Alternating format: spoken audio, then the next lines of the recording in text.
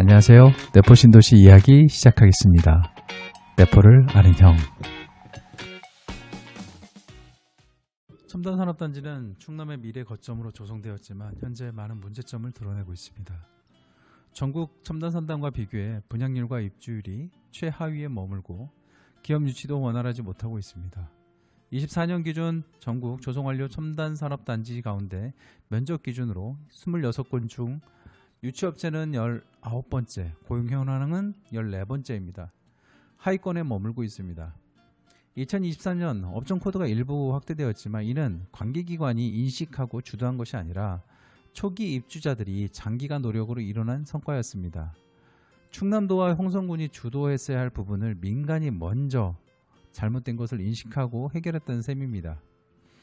더 큰 문제는 충남도가 전략적으로 육성하는 스마트 농업, 모빌리티, 바이오 디지털 산업에 정작 충남도청이 위치한 첨단산업단지에서는 허용되지 않고 있는 모순적 상황이라는 것입니다.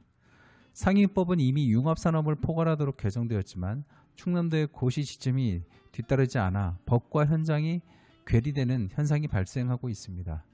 이로 인해 기업과 국민에게 피해가 발생한다면 법적 책임과 손해배상 문제까지 이어질 수 있는 상황입니다. 결국 첨단산업단지는 상위 법령에서 규정한 업종을 제한하고 있으며 토지 이용 계획에서 설정한 목적도 현재로서는 달성하지 못하고 있습니다.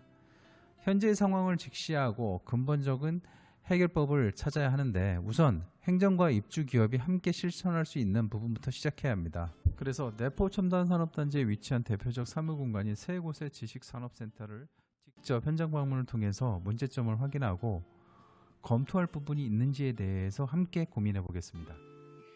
먼저 지난 영상에서 소개한 공공 영역의 내포 지식산업센터입니다. 내포 지식산업센터는 첨단산단 5길 6에 위치하고 있습니다. 2025년 2월에 준공되었습니다.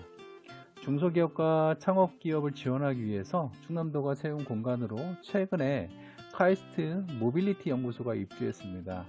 자율주행, 전기차, 통신 등 미래 모빌리티 분야가 시작된 점은 분명히 긍정적인 변화라고 할 수 있습니다. 그러나 여전히 입주율이 30-40% 수준에 머물고 있고 허용 업종이 제한적이라 충남이 키우려는 전략산업을 수용하지 못하고 있는 실정입니다.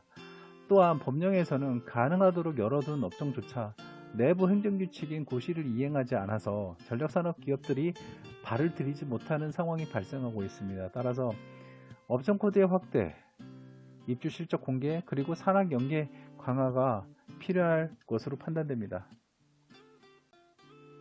두 번째는 민간이 추진한 해피리치 지식산업센터입니다.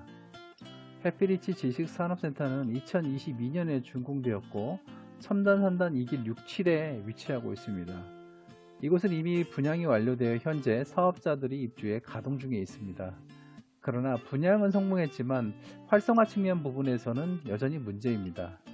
주변 대기업 유치가 충분하지 못해서 비교적 소규모 사업자들로 구성된 그 입주 기업들이 주변 산업과 밴딩, 즉 연계를 하지 못하는 그러한 현상이 벌어지고 있습니다. 따라서 해피리치는 기업 유치 지원책 강화, 활성화 제고, 그리고 행정청의 구체적이고 현실적인 기업 정착 프로그램들을 통해서 연계가 필요할 것으로 보여집니다. 단순히 그 분양에 그치는 것이 아니라 실제 기업들이 자리를 잡고 중견기업 이상으로 성장할 수 있도록 만들어야 할 것입니다.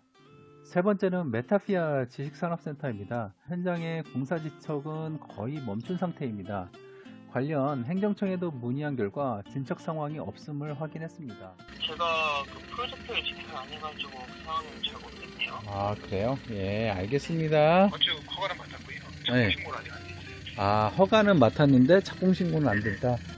그럼에도 불구하고 광고에서는 드라이브 스루, 입주기업 근로자 숙소, 투자 수익 등 화려한 문구를 내세우고 있습니다. 그러나 실제 허용업종과 인허가 현실을 고려한다면 실현 가능성이 낮습니다.